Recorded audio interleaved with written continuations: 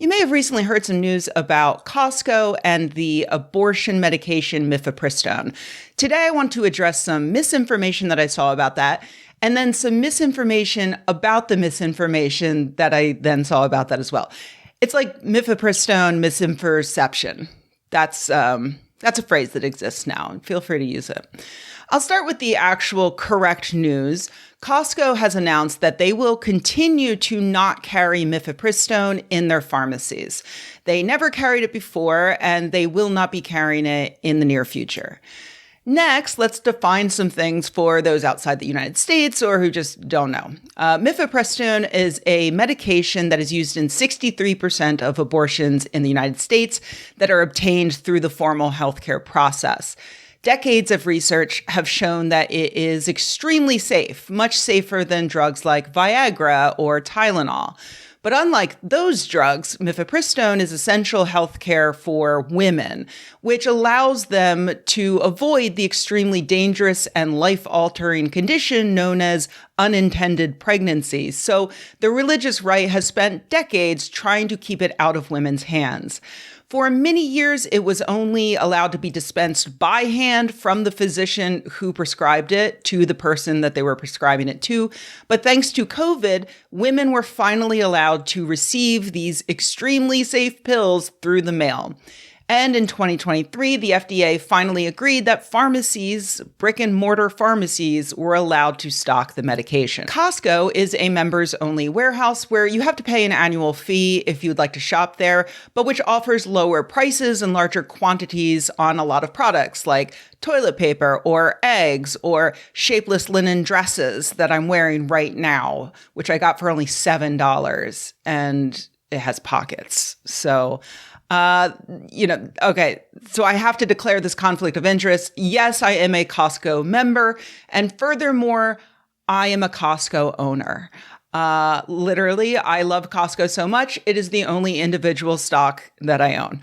That love was justified earlier this year when shareholders got to vote on whether or not the company should reconsider their commitment to diversity, equity, and inclusion, because DEI is weaponized language concealing a radical Marxist agenda, and that it comes at the expense of merit by not hiring and promoting completely irrespective of race and sex. The Costco board of directors recommended that we vote that down, and accordingly, I, along with 98% of my fellow shareholders, told the white nationalist Republican bigots to fuck all the way back to Sam's Club with that bullshit. But now my love is being tested. You see, Costco has special departments like an optometrist and a pharmacy, which can be accessed by anyone, regardless of whether or not they have a Costco membership. Costco operates about 500 pharmacies, making them one of the top 15 pharmacies by revenue in the United States. So it is newsworthy that unlike corporations like CVS and Walgreens, they've chosen to not stock this one specific medication, mifepristone. I saw this news make the rounds online, mostly thanks to a bit of misinformation, as some outlets reported that the pharmacies would stop selling the medication, and then they would credit that move to anti-woman religious right groups that lobbied Costco. But then social media users pushed back. This is not a massive decision or any kind of change, read one post that hit my feed. Costco has never carried mifepristone in its pharmacies. An anti-abortion group is taking credit for something that didn't happen, possibly to generate disingenuous left-wing ire against one of the few corporations that hasn't gone MAGA. Okay, so it is correct to state that Costco has never carried this drug, and so it is, in a way, less egregious for them to simply continue carrying on doing what they have been doing already, as opposed to reversing a previous decision. However, I think it perpetuates misinformation to say that this is not a massive decision. It may be easier for Costco's board to just keep doing a terrible thing, but it is still a terrible thing. And deciding to keep doing a terrible thing is a decision, a massive decision. Because for a start, yeah, these are 500 pharmacies where women should expect to be able to access healthcare but cannot, possibly in an emergency situation.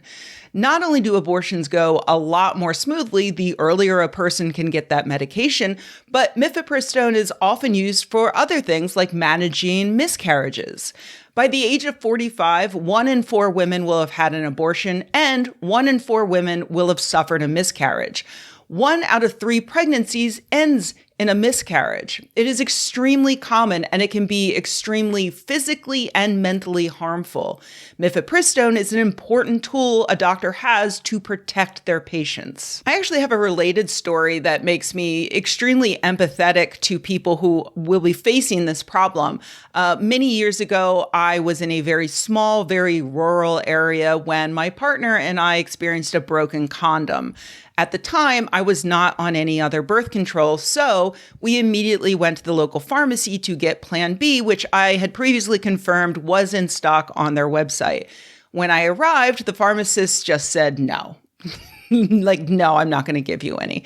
And what other choice did I have in that situation, right? So we jumped back in the car, drove to the next closest pharmacy, 30 minutes away, got there right before they closed. Thankfully, the pharmacist there did give me the medication with no drama. And when the cashier went to ring me up, she smiled and said, "We've all been there. You're going to be okay," which obviously is the point where I started crying. There's absolutely no reason why that should have been a stressful situation. All I needed were 2 pills that would simply prevent my fallopian tube from releasing an unfertilized egg. But the religious right spent decades vilifying this perfectly safe medication and lobbying for the right of pharmacists to refuse to do their jobs because it's all part of their agenda to control women's bodies. This is what they do. They chip away at women's rights and bodily autonomy wherever they can. They weren't able to ban Plan B at the time, but they were able to make it a nightmare to access. And so they are currently working on banning mifepristone. But in the meanwhile, Costco is helping them by making it just that much harder for women to get it. And that is why these religious right groups are celebrating. You can't claim with no evidence that an anti-abortion group is taking credit for something that didn't happen.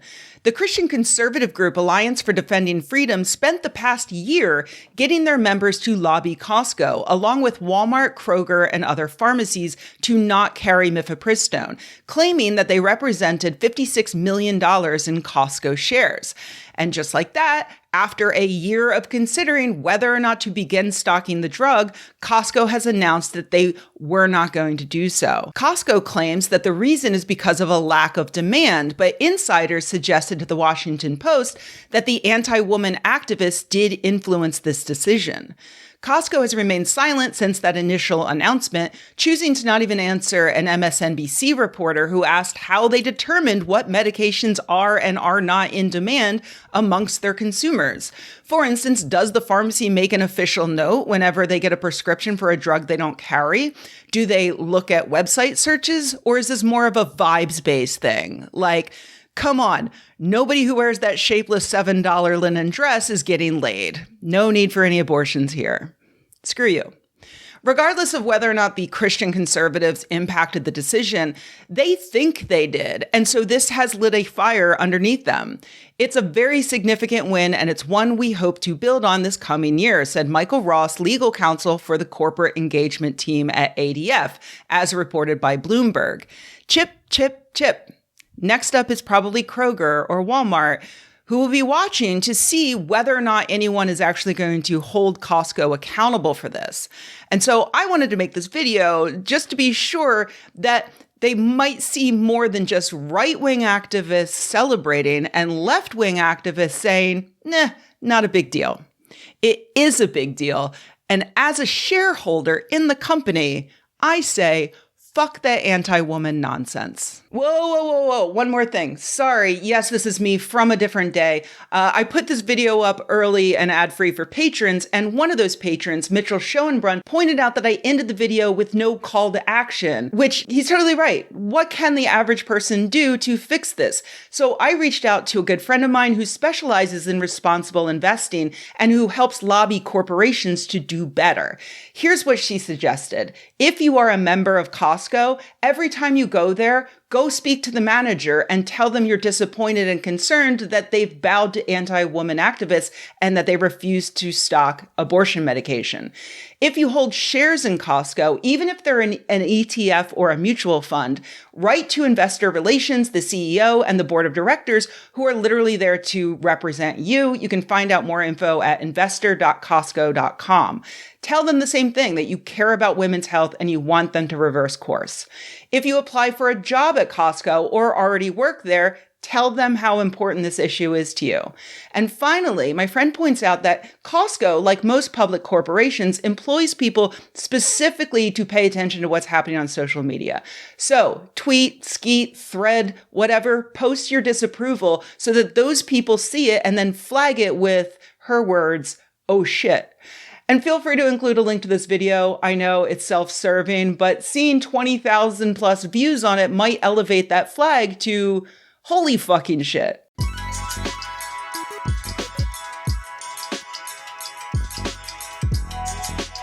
Hey everybody, thanks for watching. If you enjoyed this video, please give it a like. If you loved the video, please subscribe. And if you think the world could use more videos like this and you happen to have a few bucks laying around, head to patreon.com/Rebecca and join an awesome community of nerds like the people whose names you see on the screen right now. Thanks.